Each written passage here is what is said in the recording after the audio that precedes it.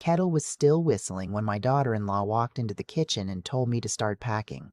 I was 65 years old. I had just poured boiling water over my second tea bag of the morning. The September light was coming through the window above the sink, that soft Vermont light I had loved since the first time I saw this house 38 years ago. My slippers were the ones my granddaughter had given me last Christmas, the ones with the little wool sheep stitched on the toes. I mention these details because I remember them. I remember everything about that morning. People always say that, don't they?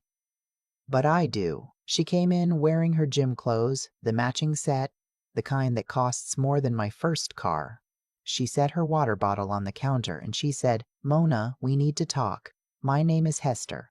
Hester Brindle." My son's wife had called me Mona for 4 years now, ever since she married him. She said Hester was hard to say. She said Mona was easier. She started it as a joke and then it just stayed.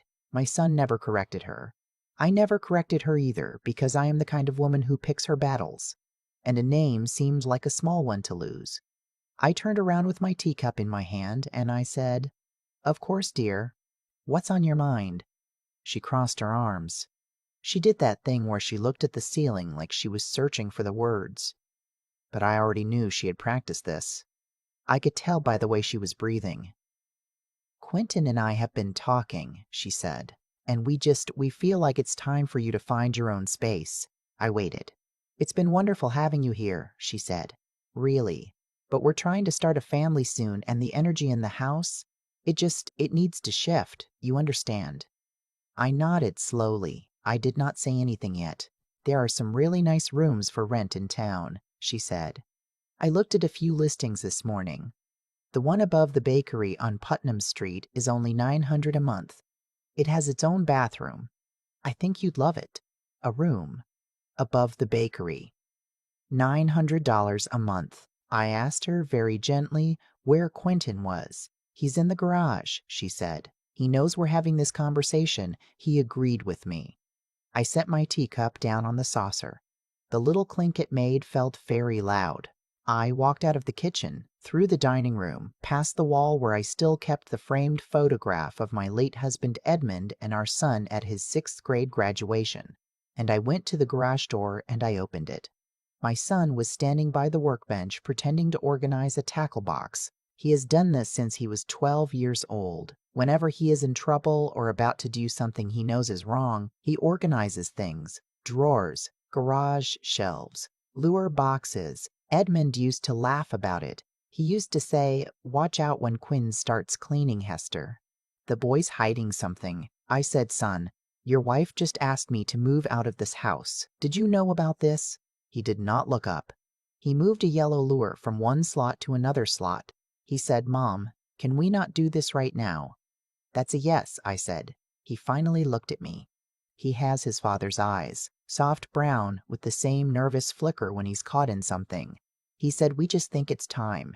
You've been amazing, Mom. But Tilda and I, we need our own space, as a couple, to grow." I want to be honest with you.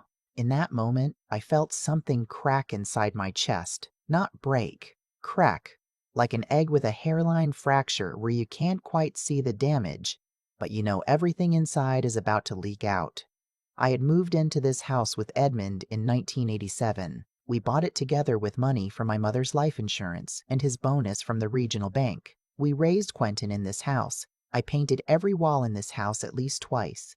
Edmund died in this house 6 years ago in the upstairs bedroom holding my hand. And now my son was telling me, while pretending to sort fishing lures, that I needed to leave. But here is the thing I did not tell my son or his wife. Here is the thing I had not told anyone in a long time because it had never come up. Because in our family, we did not talk about money or property or who owned what. This house has never been in Quentin's name. It has never been in Quentin's name. It has never been in his wife's name. It is not in some trust controlled by the bank. When Edmund and I signed the original deed, we signed it in my name only because Edmund had a tax issue back then from a failed business partnership, and our lawyer told us to keep my name as sole owner until things were resolved. The issue got resolved within a year. But we never bothered to add Edmund to the deed, because what was the point? We were married. He used to laugh and call me the landlord. And when Edmund passed, the house stayed in my name. Just my name. It always had been. Quentin and Tilda had moved in with me 2 years and 7 months ago. They moved in because they said they were saving for a down payment. They said they would only stay a year. They sold their condo in Burlington and put the equity into stocks, which Tilda swore was the smart move. The year became 18 months. The 18 months became 2 years. The 2 years became now. I had never charged them rent. I had never asked them to pay the property tax, which was almost $11,000 a year. I had never asked them to chip in on the heating bill, which in a Vermont winter is not a small thing. I paid for everything because Edmund left me a comfortable pension and because they were my family. I looked at my son in the garage, the son I had carried for 9 months and raised for 36 years, and I said, "All right, I understand." He looked relieved. He actually looked relieved. "I'll start looking at rooms today," I said. "Thanks, Mom," he said. "I know this is hard, but it's the right thing." I closed the garage door. I went back into the kitchen. Tilda was on her phone, scrolling. She looked up and smiled at me with the smile she uses when she has won something. "Did you talk to him?" she asked. "I did," I said. "I'll start packing this afternoon." "Oh, Mona," she said, and she put her hand on her chest like she was so very moved. "Thank you for being so understanding. I really think this will be good for all of us." I smiled. I smiled the way my mother smiled at people she was about to remove from her life. I smiled the way Vermont women have smiled at impolite guests for 200 years. "Of course, dear," I said. "I just want what's best for the family." Then I picked up my tea and I went upstairs to my bedroom. I closed the door. I sat on the edge of the bed, the same bed Edmund had died in, and I let myself shake for about 4 minutes. Just shake, not cry. Just shake, like a leaf in October. And then I stopped, and I picked up the phone and I called Marjorie. Marjorie Holcomb has been my best friend since 1972. We met in a typing class at the community college in Rutland. She is a retired real estate attorney. She has known Quentin since he was a baby. She came to Edmund's funeral and held my arm so I would not fall. When she answered, I said, "Marge, I need you to listen carefully and not interrupt me until I finish." She said, "Hester, what happened?" I told her. I told her everything. The kettle, the gym clothes, the room above the bakery, the tackle box, the relief on my son's face. I told her about the 2 years and 7 months. I told her about the $11,000 in property tax and the heating bill and the new washer I had bought in March that Tilda had picked out. When I was done, Marjorie was quiet for a long moment. Then she said, "Hester, sweetheart, tell me you're not actually packing." "I am not packing," I said. "Good," she said, "because that house is in your name." "I know," I said. "Sole name," she said. "I know." "Hester," she said slowly, "do they know that?" I sat with the question. I thought about all the conversations Quentin and I had over the years. I thought about the family Thanksgivings where Edmund used to joke about me being the landlord. I thought about how, after Edmund died, Quentin had said something at the funeral about the house Dad built, which was not technically wrong. Edmund had built the back deck and the mudroom addition. But the house itself, the deed itself, had always been mine. I had never lied about it, but I had also, I realized, never sat my son down and said clearly, "This house is mine alone. Not your father's, not yours, mine." I had assumed he knew. He was my son. He had grown up here. Wouldn't a person know? But Tilda had only been in this family 4 years. And Tilda had her own ideas about how the world worked. And Tilda was, I was now certain, the one who had decided that the house was theirs to claim once I was old enough to be moved aside. "I think," I said to Marjorie, "that they think they're inheriting it. I think they think I'm a guest in their future house." Marjorie exhaled into the phone. "Oh, sweetie, what do I do?" I said. "What do you want to do?" she asked. I thought about it. I thought about it for a long time. Marjorie waited. She is one of the few people I know who can wait without filling the silence. I said, "Marge, I do not want to humiliate my son. He is a fool, but he is my fool. I made him. I do not want to throw him in the street. Okay. But I will not be moved into a room above a bakery while they redecorate my kitchen. Understood. I want him to learn something. I want him to feel what he has done. I want him to understand what kind of woman he has married and what kind of son he has been. And I want it to happen on its own, without me having to scream or beg or pull out a deed and wave it in his face like some courtroom drama. Marjorie was quiet again. Then she said, Hester, I am going to ask you a question, and I want you to think about it. Do you want them out of the house, or do you want him out of the marriage? I almost laughed. I want him to make his own choice, Marge. I just want him to make it with his eyes open. Then let's get his eyes open, she said. I'll come over tomorrow with a few documents. And in the meantime, Hester, do not pack a single sock. Do you hear me? I hear you? That afternoon I came downstairs and I told Tilda, very brightly, that I had decided to take her advice, that I was going to look at the room above the bakery on Putnam Street the next day, that I had even called a man about getting some boxes. You should have seen her face. Genuine joy. The kind of joy a person has when they have just been handed a present they did not expect to receive so easily. Mona, that's wonderful, she said. I'm so proud of you for taking the step. Proud of me for agreeing to leave my own home. I smiled and said, I think you're right, dear.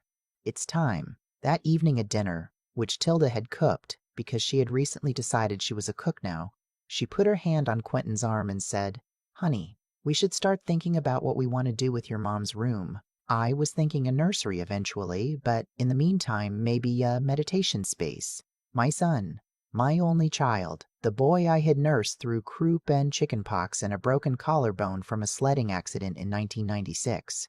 My son said, Yeah, I like that. The light up there is nice in the morning. He said it about my bedroom, the room where his father had died, holding my hand. I cut my chicken into very small pieces and I chewed each one and I said, It really does get nice light, sweetheart. I always loved that room.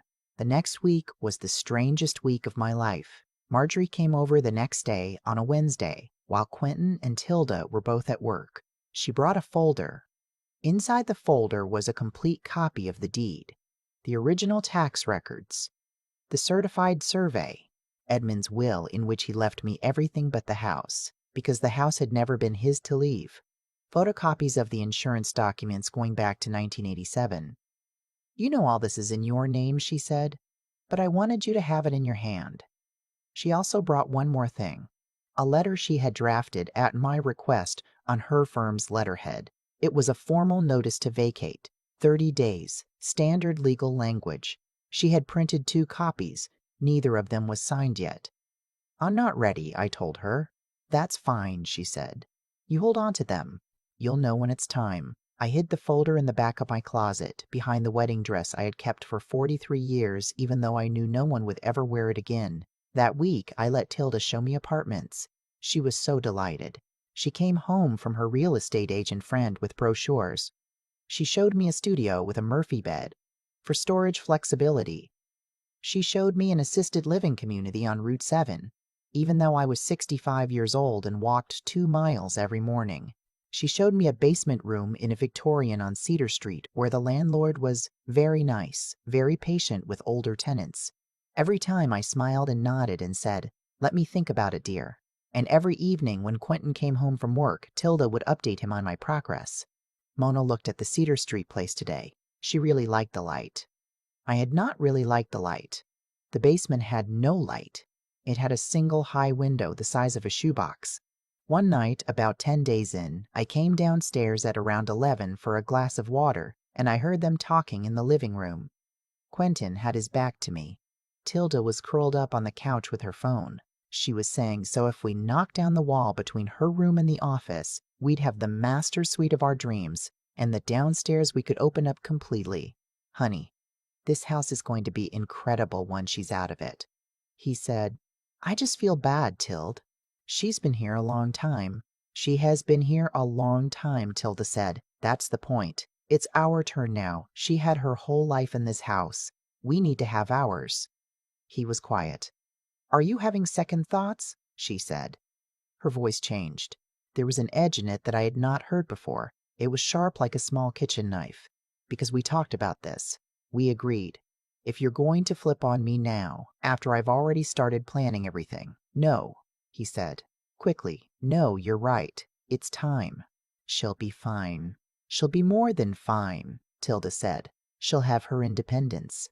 I stood in the dark hallway holding my water glass, and I thought, my child, my only child, has chosen a woman who calls eviction independence. I went back upstairs without my water. The next morning I called Marjorie. I said, "Sign the letter. I'm ready." She said, "When do you want to deliver it?" I said, "Sunday." I picked Sunday for a reason. Sunday was Quentin's birthday. Tilda had been planning a small dinner. She had invited her parents, who lived 2 hours south. She had asked me to make my apple cake, which was Quentin's favorite because she said her parents had heard so much about it. She had also asked me, very sweetly, if I would maybe try to have a moving date by then, just so we can give everyone good news at the dinner. Good news. The news of my eviction, to be shared over apple cake. I made the apple cake. I made it from scratch the way I always do, with the Macintosh apples from the orchard in Cornwall, the kind Edmund used to drive an hour out of his way to buy because he said any other apple in a cake was a sin.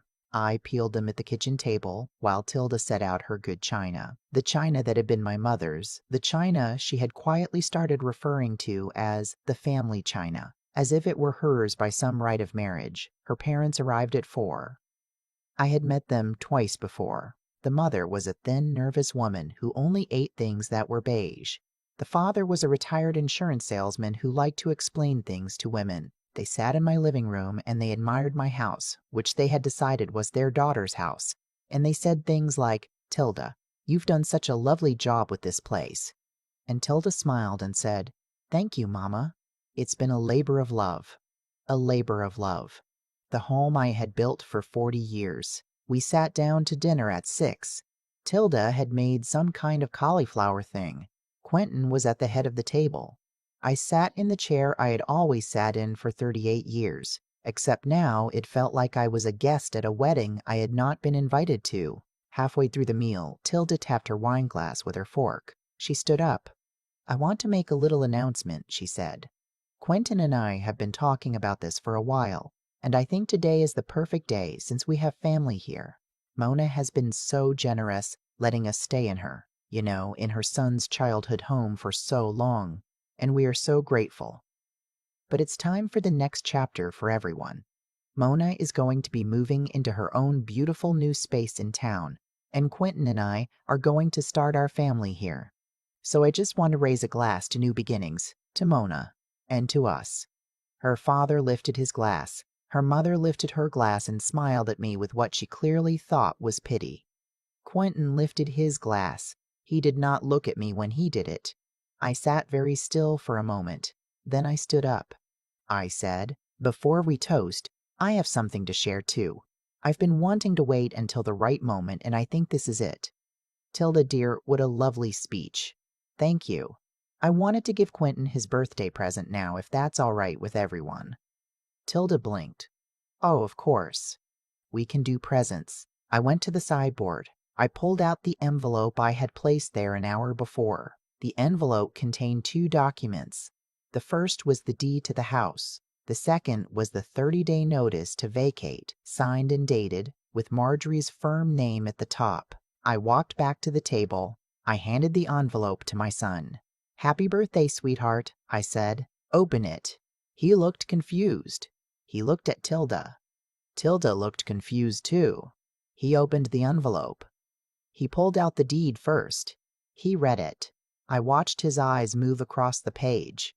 He saw the date, 1987. He saw the names. He saw the name. Mine. Just mine. His face changed. He picked up the second document.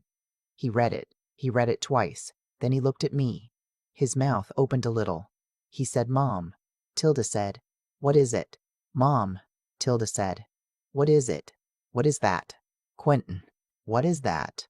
Her parents had stopped eating. I said, very calmly, "Quentin, dear, the first document is the deed to this house." As you can see, it has been in my name alone since the year you were 2 years old. Your father and I purchased it together, but we put it solely in my name for tax reasons, and we never changed it back, because there was never any reason to. This is my house. It has always been my house. It is not the house your father built. It is not your inheritance. It is not the house you and your wife have been redecorating in your minds. It is mine. Tilda's face had gone the color of paper. The second document, I continued, is a 30-day notice to vacate. I am asking you and your wife to find a new place to live by the end of October. I will not charge you anything for the time you have been here, although by my rough calculation you have lived rent-free in a property that would have cost you about $3,600 a month at market rate, which over 2 years and 7 months comes to roughly $112,000. I do not want that money. I am simply telling you so that you understand what I have given you, freely, while you and your wife planned my removal. Tilda made a small sound. Not a word, just a sound. I do not say this to embarrass anyone, I said. I am saying it because my son needed to hear it from me, and I needed to say it. Quentin, you are my child, and I love you. I will love you until the day I die. But you sat in our garage last week and told me to leave the home where your father held my hand when he passed, and you said it with relief on your face. I will not forget that. I am not asking you to be sorry. I am asking you to be honest. With yourself, first. Then with me. Then with your wife. I sat down, I picked up my fork. I said, Tilda, the cauliflower is lovely. Could you pass the salt? Nobody passed the salt. Tilda's parents got up and left within 10 minutes. They did not say goodbye to me. The mother just wrapped her cardigan around herself like she was cold and walked to the door. The father shook Quentin's hand briefly and said something about needing to get on the road. Tilda did not speak to me for the rest of the evening. She went upstairs and I could hear her on the phone.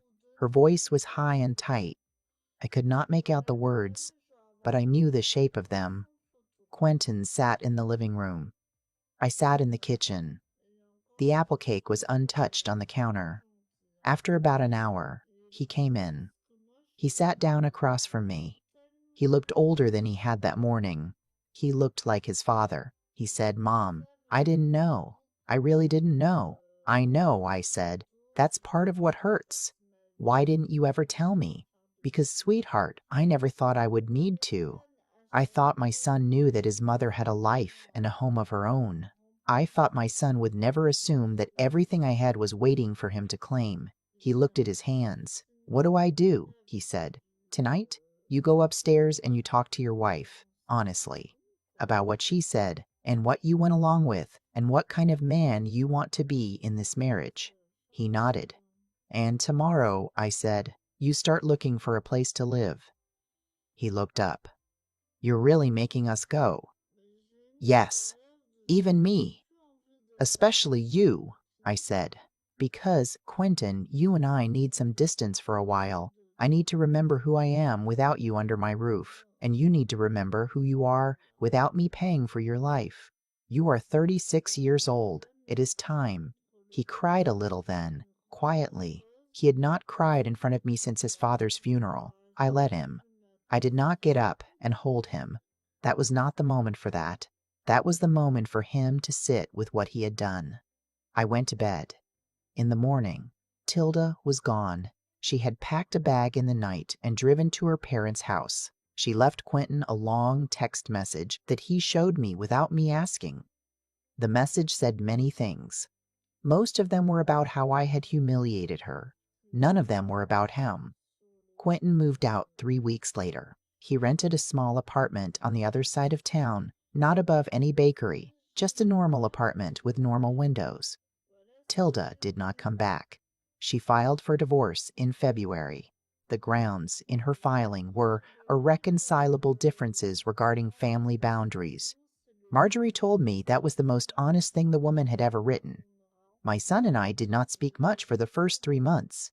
He needed time. I needed time.